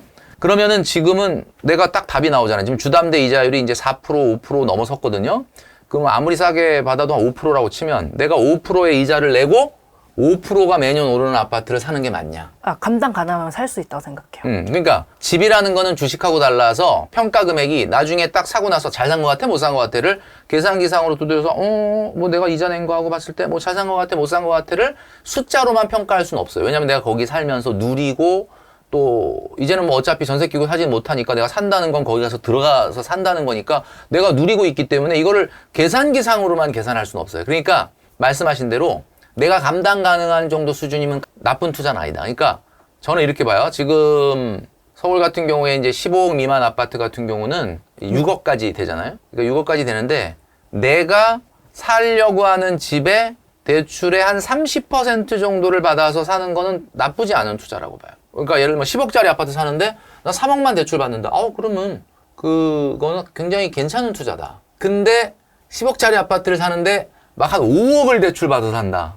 그럼 그거는 실효적 이익은 없어요. 왜냐면 5%, 6% 평균 오르는 아파트를 절반을 5%, 6% 이자를 내고 산다? 그건 그렇게 뭐 재미있는 투자는 아니다. 물론 뭐 내가 돈이 너무 많아서 나 돈 필요 없고 그냥 난 아파트 빨리 들어가서 살고 싶어. 뭐 그러면 살 수 없는데 돈이라고 하는 거를 생각을 하는 사람이라면 많이 보면 한 35%, 30% 요 정도가 준비가 돼 있다라고 하면은 뭐 사셔도 뭐 괜찮은 투자다라고 생각을 합니다. 제가 거기까지는 생각을 못했는데 한번 오늘 집 가서 계산해봐야 될 것 계산해보세요. 같아요. 예. 곧 내 집 마련했다는 소식이 또 들릴 수도 있겠네요. 제발 좀 너무 원합니다. 근데 이 얘기를 듣고 나니까 서울 아파트 어차피 오른다. 오를 거면 빨리 사는 근데 게 5%, 맞겠다라는 6%가 생각이 여러분 들어요. 많이 오르는 건 아니에요. 왜냐면은 기본적으로 지금 우리나라는 2% 인플레이션이 자동으로 박혀 있는 나라야. 한국은행 홈페이지 가면은 물가 상승률 목표가 2%야. 우리나라는 2%에 맞춥니다. 2%가 안 되게 물가 상승률이 떨어지잖아요. 돈을 풀어서라도 2% 끌어올리는 나라예요. 그러니까 집이 우리나라 서울 아파트가 5% 오른다는 거는 인플레이션보다 한 2, 3%도 오르는 거기 때문에 이렇게 체감적으로 그렇게 많이 오르는 건 아니고 우리가 이제 일본처럼 디플레이션 경제는 아니기 때문에 집값이 떨어진다는 걸 기대하는 분이 많지만 이런 건 있을 수 있어요. 어디 굉장히 고가 아파트가 막 10억, 뭐 한남 더일이 뭐 갑자기 무슨 일이 생겨서 20억 올랐다. 그런 건 10억 정도 떨어질 수 있어. 순간적으로 뭐 10억 올랐다. 그런 게 뭐 5억 빠질 수 있어. 그런 일은 있는데 전체적인 아파트의 지수가 몇 억씩 빠지는 일은 현실적으로는 조금 발생하기는 좀 어렵다. 이렇게 봐야 돼요. 그리고 오르는 거는 장기적으로는 그 정도 올라가는 것으로 수렴할 가능성이 높다. 이렇게 판단하시면 됩니다. 자, 그러면 우리 곽 작가님한테 질문 드리고 싶은 게 2030 자취생들이 더 많이 있잖아요. 그러니까 자취생의 입장에서 월세로 갈 거냐, 전세로 갈 거냐 이런 것들 고민하는 것들이 많은데 본인이 보기엔 어떤 말씀을 해주시고 싶으세요? 저는 개인적으로 전 전세파예요. 하지만 전세도 비싼 전세는 아니에요. 저렴한 전세. 제가 첫 자취할 때도 2,500 살았었고 그 다음 집은 3,000. 이번에 참 서울로 이사 오셨다고 네. 그랬잖아. 지금 제가 서울 자취생이거든요. 어. 근데 지금 얼마일 것 같으세요? 서울이면은 전세예요? 네. 전세면은 아무리 못 줘도 한 1억은 되지 않을까? 저 전세 4,000짜리 구했습니다. 4천? 야. 어디인가요? 뭐 저는 이제 신림역 밑에 있는 아. 서원역 쪽에 있는데요. 심지어 너무 좋은 게 집주인분께서 관리비도 안 받으세요. 관리비 0원입니다. 왜 전세를 고집하냐면요. 물론 투자를 많이 하시는 분들은 월세를 살아서 보증금으로 이제 투자를 해서 더 키우겠다라고 하시지만 저는 당장 나가는 돈을 먼저 줄이고 싶거든요. 제가 계산을 해봤을 때 서울에서 월세를 산다고 하면요. 저 같은 사람도 월 100만 원 이상 무조건 써야 되는 거예요. 저도 월 100만 원씩 뭐 150만 원씩 써야 되는 게 너무 감당이 안 되는 거예요. 그래서 서울집도 어떻게든 전세를 구해서 지금 거의 저는 세이브한 돈이 월 70이라고 생각을 하거든요. 70 아낀 돈으로 주식 투자하고 뭐 생활비로 좀 쓰고 이런 식으로 하고 있습니다. 그러니까 여러분들이 이제 전세냐 월세냐를 봤을 때 이렇게 생각하면 돼요. 우리가 임대차 보호법에 나와 있는 뭐 전월세 전환율은 뭐 2%, 2.6% 뭐 이런데 그거는 이제 임대업자들이 갱신할 때 쓰는 거고 실제 시장에서는 보통 한 5, 6% 정도 됩니다. 그러니까 전세 1억을 월세로 전환하면 그게 한 45, 50만 원 정도 되거든요. 그러니까 곽 작가님이 4천에 있다라고 한다 그러면은 월세로 얘기하자라고 하면은 0.4억이잖아요, 그게.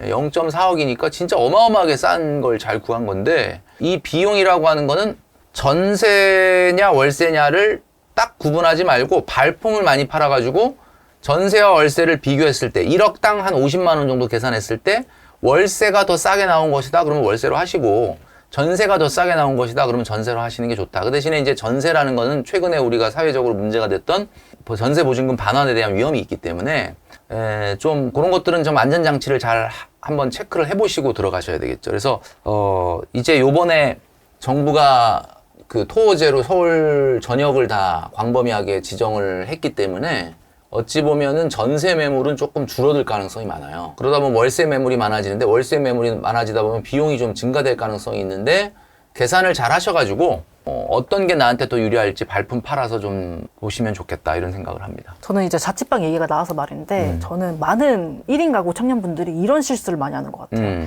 내 집이 아닌데 자꾸 돈을 들여가지고 열심히 예쁘게 꾸미려고 하시더라고요. 아니 그러니까 뭐 인테리어라는 건 뭐 내가 예쁜 인형 사다 놓고 이런 거 말고 네. 어느 정도 인테리어를 한다고? 네. 내 집도 아닌데? 벽지 같은 것도 본인이 바꾸시는 분들도 봤었고 그리고 제 주변에는 이런 사람도 있더라고요. 자기가 소파를 그래도 갖고 싶대. 예쁜 소파.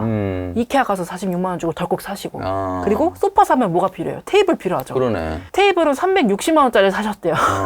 집에 좀 늦게 들어가면 안 될까 그럼? 이게 늦게 이렇게 딴 데서 좀 이렇게 예쁜 카페에 있다가 딱 들어가자마자 불을 꺼. 그리고 누워서 자. 그러면 되잖아. 그러면은 인테리어 좀 해야 되겠다 이런 생각이 좀 들지 않을까라는 생각을 하는. 저는 어떻게 했냐면요. 저 지금 서울 자취방 옵션이 아예 없거든요. 다 어떻게 마련했냐면 당근마켓으로 다 중고로 이게 다 빌트인 했어요. 하긴 뭐 그 정도 가격에서 빌트인일 리가 없는 네. 거니까 당근에서 네, 다. 매트리스 무료로 얻어오고 뭐 프레임 뭐 4만 원 주고 사오고 이렇게 해서 돈이 한 20 얼마 들었던 것 같거든요. 그래서 저는 많은 자취생분들이 제발 내 집 아닌 거에는 돈을 제발 적게 썼으면 좋겠어요. 왜냐면 나중에 그 이사 가잖아요. 다 버립니다. 그 당근마켓 또 올라와요. 그럼 저 같은 사람이 그걸 자꾸 주워가는 거예요. 다른 데 이사 가면서 또 결국은 헐값에 또 팔게 되고 하니까 내가 내 집 마련하기 전까지는 물론 세간살이가 필요는 하겠지만 너무 과한 투자는 하지 마라 이런 얘기인 것 같네요. 그리고 제가 그때 작년 방송에 하이엔드 소금쟁이 찍을 때 그 얘기 들었는데 주택 청약에 당첨됐다라고 얘기 들었었는데 맞죠 그죠? 네, 맞아요. 근데 어떻게 당첨된 거예요? 제가 그때 나이가 24살이었어요. 와, 1억을 모으고 나서 한 달 뒤에 야, 다들 궁금해 하시더라고요. 사실 저도 제가 될 줄 몰랐었거든요. 그러니까 근데 청약을 좀 찾아보니까 저도 할 수 있는 방법이 있더라고요. 왜냐면 보통 막 30세 이상이거나 결혼해야 되고 나이 있어야 되고 가입 뭐 엄청 오래 해야 되고 그 점수가 이제 채워져야지만 그 다음에 될까 말까인데 저도 그래서 포기를 하고 있었거든요. 근데 찾아보니까 생애 최초 특별 공급이 있는 거예요. 그것도 이제 1인 가구 전용으로. 1인 가구 전용 생애 네. 최초 특별 공급. 네. 그게 제 당시만 해도 월급이 한 240 미만이고 그리고 회사 다닌 지가 이제 4년 차가 되면 되고 이제 그리고 청약 통장 2년인가 3년 유지 뭐 이 정도밖에 없었거든요. 그 조건만 되면 누구든지 특별 공급으로 신청을 할 수 있는 거예요. 그러면 이제 그러면 뺑뺑이로. 지금 중도금 내고 있습니까? 이번 연도 5월 달에 다 지워졌습니다. 그래서 지금은 젊은 집주인이 됐습니다. 저보다 나이가 좀 더 있으신 신혼부부께 전세로 내드렸어요. 그렇구나. 그 진짜 제가 봤을 때는 이제 서울에 집만 마련하시면은 2주택자가 되는 거네. 제발 제발 그랬으면 좋겠습니다. 2주택자, 다주택자. 이 다주택자들이 좀 욕을 많이 먹고 있는데 하여튼 이렇게 자취 생활 오래 했으니까 또 나름 노하우가 많이 있을 것 같은데 자취하면서 혹시 곽 작가님만의 주거비를 좀 아낄 수 있는 그런 거 있습니까? 저는 아까 뭐 알뜰폰 얘기했고 보험이 얘기했는데 집에 많이 들어가는 게 전기, 수도, 가스 요금이잖아요. 그렇죠. 전 이것도 다 줄일 수 있는 방법이 있거든요. 어떻게 하냐면 이제 서울 기준 에코 마일리지 그런 그때 거. 얘기해 주셨던 것 네. 같아요. 에코 마일리지. 내가 아껴 쓴 만큼 당연히 그것도 적게 나오는데 2년 전보다 전보다 더 캐시백. 줄겠었네? 하면요 캐시백을 줘요. 돈으로. 제가 그래서 작년에 하반기에 42,000원까지 받아왔습니다. 금액이 중요한 게 아니라 굉장히 뿌듯하겠다. 내가 이거를 캐시백을 받았다는 것 자체에 대해서. 근데 이거 가입하는 것도 너무 쉽거든요. 그냥 내 고객번호 입력하면 끝이에요. 그래서 여러분들 꼭 이거는 해보셨으면 에코 마일리지 좋겠습니다. 꼭 기억하시면 좋겠다. 네. 마지막으로 2030 청년들에게 드리고 싶은 응원의 한마디, 조언의 한마디가 있으면 어떤 게 있을까요? 사실 우리 기성세대가 봤을 때 청년들을 보면은 뭐 옛날에 뭐 욜로다 플렉스다 그래서 뭐 야단도 치고 그랬지만 사실은 좀 안타까운 마음이 있죠. 왜냐하면은 좀 미안한 마음도 있고, 왜냐하면 시대 상황 자체가 청년들에게 과거 기성세대가 누렸던 만큼의 기회가 안 가는 거에 대해서 좀 미안한 마음이 좀 있습니다, 사실. 그렇다고 해서 그것만 탓하고 있을 수는 없는 거니까 조금 멀리 볼 필요가 있어요. 이제 사회적으로 정년 연장도 논의가 되고 있고, 지금의 MZ 세대분들은 기성세대들이야 뭐 80대 중반이면은 평균 수명이 그때까지로 끝나겠지만 지금 MZ 세대들 같은 경우는 진짜 90대 중반 어쩌면 100세가 될 거거든요. 그렇다면 조금 더 길게 보자. 그러니까 내가 평생 두 가지 일을 하게 되는데 직과 업을 하게 됩니다. 지금 직업을 하는 분도 있고요. 그러니까 직이 곧 업인 분들 있죠. 뭐 예를 들면 우리가 존경하는 분, 뭐 헤어 디자이너라든지 무슨 뭐 예술가라든지 뭐 의사, 뭐 변호사 이런 분들은 직이 곧 업이 되는 분들. 그러니까 그런 분들 되게 우리가 선망의 대상이에요. 근데 아마 우리 MZ 분들 중에 많은 분들 지금 현재는 직을 하고 계실 가능성이 많아요. 내가 어쩔 수 없이 이 회사에 들어와서 이 일하고 현재는 직을 하고 있는 건데 직을 되게 소중하게 생각하셔야 돼요. 함부로 내팽개치면 안 돼요. 저처럼 직을 잘 하시고 그 이후에 인생 후반전에 업을 할 생각을 하셔라. 그래서 과거에 우리 선배님들이 우리 부모님들이 직으로만 20년 30년 하던 거를 여러분들은 직과 업으로 한 30년 40년을 할 생각을 해라. 상황이 안 좋으니까 좀 더 오래 일하라는 얘기냐? 기분 나쁘다. 나 올 일 오래 하고 싶지 않다. 이 업이라는 거는요, 직과 달리 할 때 즐거워요. 업을 하면 월요일 날이 별로 기분이 안 나빠. 근데 지금 여러분이 만약에 월요일 날이 기분이 안 좋잖아? 그거 직을 해서 그래. 업을 하는 사람은 월요일이든 뭐 금요일이든 심지어 금요일이 별로 기분이 안 좋아. 내일 이제 일을 못 하게 되니까. 그래서 여러분, 인생을 조금 이렇게 길게 봐라라고 제가 말씀드리고 싶어요. 지금은 어쩌면 내가 조금 하고 싶지 않은 일이지만 생계형 때문에 하는 분들도 많이 있죠. 그러나 그런 어려움의 시기를 잘 버티고 잘 준비해서 나중에 업을 만들면 업은 뭐 소득이 높고 낮고를 떠나서 그냥 내가 하고 싶은 일을 하는 거예요. 얼마 전에 그 조용필 선생님이 고척 콘서트를 하셨는데 무료였는데 갔었으면 좋았겠다라는 생각이 들더라고요. 무료야, 무료. 나 그걸 몰랐네. 유튜브로 보니까 킬리만자로의 표범이라는 노래를 딱 부르시는데 그 킬리만자로의 표범에 이런 말이 가사가 나옵니다. 바람처럼 왔다가 이슬처럼 갈 순 없잖아. 내가 산 흔적일랑 남겨둬야지. 한 줄기 연기처럼 가뭇 없이 사라져도 빛나는 불꽃으로 타올라야지. 제 가사가 참 마음에 와닿는 게 여러분 한번 태어난 인생인데 여러분 하고 싶은 일을 해봐야 되지 않겠습니까? 지금은 직이라는 것 때문에 여러분이 꼼짝달싹 못하지만 언젠가 여러분이 하고 싶은 일을 해라. 그러면 여러분들은 훨씬 더 기회를 많이 갖게 될 것이다. 재테크도 그렇고 인생도 그렇고 내 일도 그렇고 다 성공해야 되는데 일단 길게 볼 수밖에 없는 시대가 됐다라는 점을 여러분들에게 꼭 말씀드리고 싶습니다. 저는 개인적으로 오늘 얘기 너무 듣는데 너무 재밌어요. 오늘 거의 1시간 30분 넘게 찍었는데도 그러니까. 10분만 찍은 것 같아요. 네. 절약계 선생님, 머니 트레이너 김경필 선생님을 모시고 얘기를 나눠봤는데요. 오늘 정말 감사합니다. 네. 오늘 하여튼 뭐 곽 작가님 또 축하드리고, 뭐 한두 가지라도 나와 결이 좀 다른 이야기가 있을 수 있지만 한두 가지라도 괜찮은 거 있으면 생활에 실천해 보시면 좋겠다라는 말씀을 드립니다. 네, 오늘 경필쌤의 이 좋은 이야기 많이 듣고 많은 도움 받으셨으면 좋겠습니다. 감사합니다. 네, 감사합니다.